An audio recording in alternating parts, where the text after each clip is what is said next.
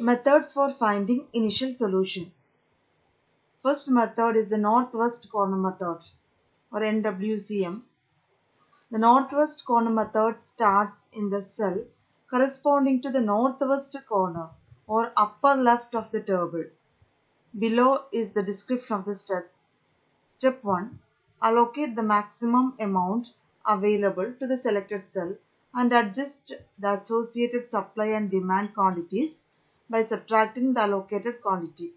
Step 2. Exit the row or the column when the supply or demand reaches 0 and cross it out to show that you cannot make any more allocations to that row or column.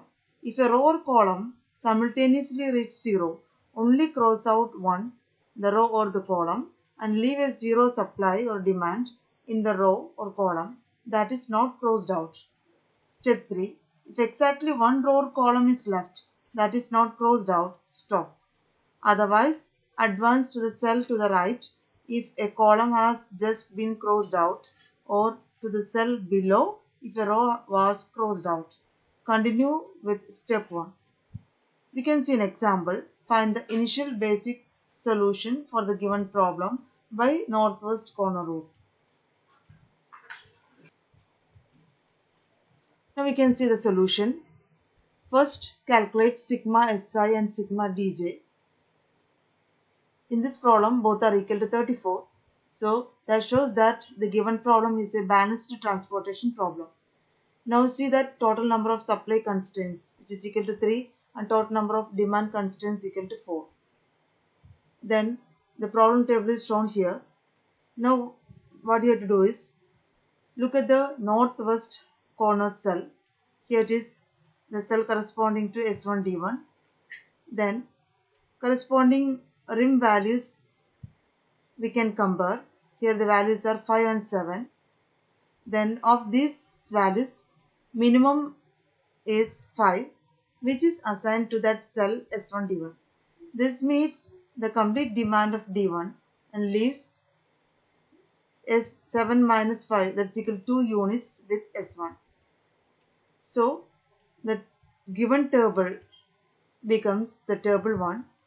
We have allocated the value 5 to the cell S1 D1, and the corresponding column we can strike it out, and the rim value becomes 0.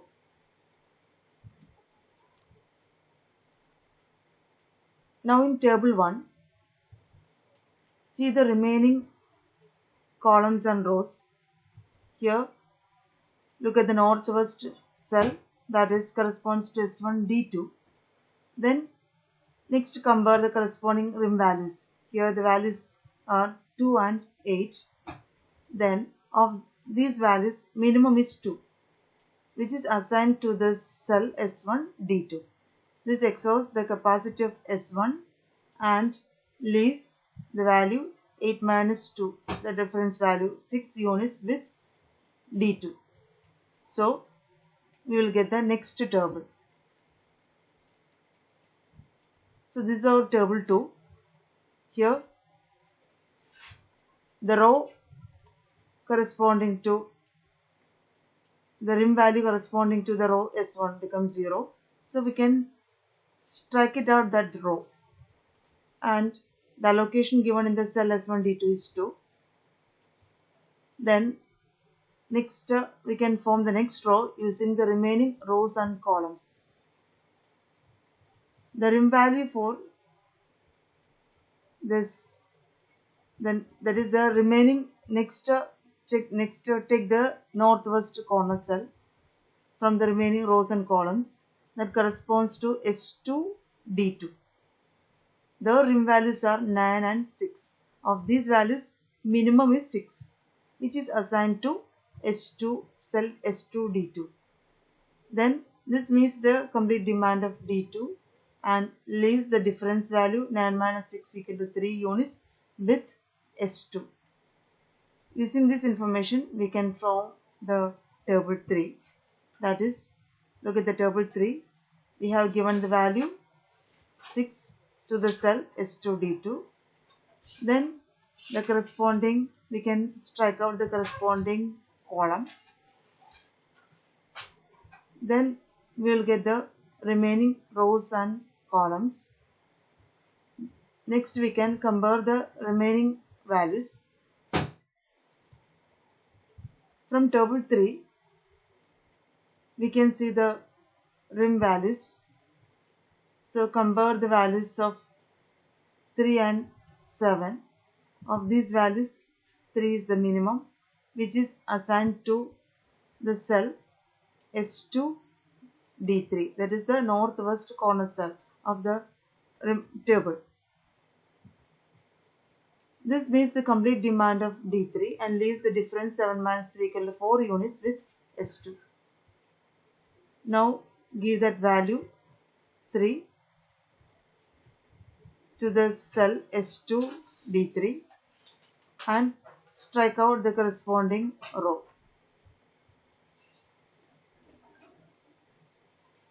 So there comes remaining rows and columns. Using that rows and columns, we can again make the comparison. So the rim values for S3 and D3. Okay, next compare S3 and D3. Then their minimum is 4, which is assigned to the northwest cell, that is S3 D3. That is, the value 4 is assigned to the cell S3 D3.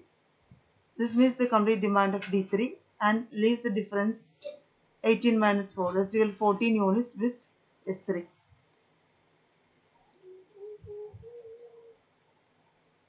So previous table, strike out the corresponding column and using the remaining rows and columns we can make the comparison. The rim values for S3 equal to 14 and D4 equal to 14 are compared. The smaller of the two is 14, which is assigned to S3 D4.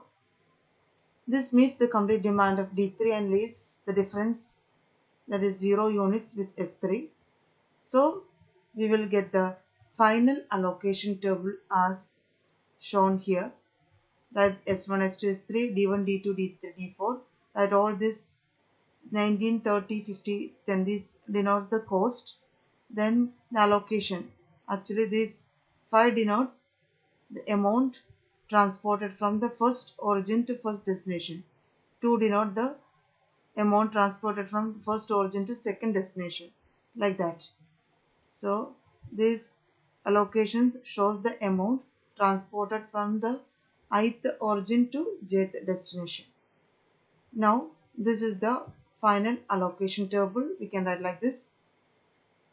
After that we can calculate the minimum total transportation cost, that's equal to 19 into, that is xij, okay, Cij into Xij, 19 into 5 plus 30 into 2 plus 30 into 6 plus 40 into 3 plus 70 into 4 plus 20 into 14. That's equal to 1015. Here see the number of allocated cells.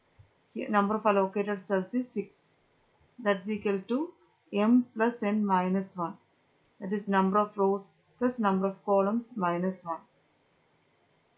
This shows that the solution is a non-degenerate solution.